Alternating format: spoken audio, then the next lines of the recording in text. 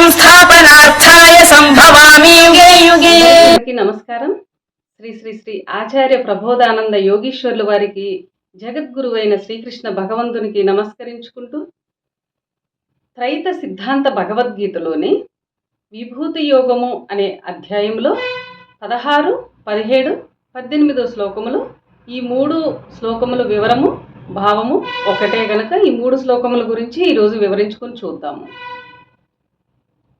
వక్తుమర్హస్య శేషేణ దివ్యాహ్యాత్మ విభూతయః యాభిర్విభూతిభిర్లోకా నిమాం త్వం వ్యాప్య తిష్టసి.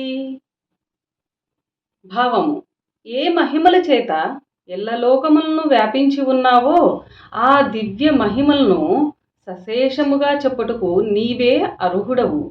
నేను ఎల్లప్పుడూ నీ చింతయే చేయుచు యోగినై నిన్ను తెలుసుకొనుట ఎట్లు? ఏ ఏ భావముల నిన్ను చింతించవలెనో తెలియచెప్పుము. విస్తరించి ఉన్న ఆత్మను, దానిని పొందు విధానమును, దాని మహిమను మరలా చెప్పుము. ఆ అమృత వాక్కులు ఎన్ని మార్లు విన్నను నాకు తృప్తి లేదు. వివరము: పరమాత్మ విషయములు పరమాత్మకు తప్ప మరెవ్వరికీ తెలియవు.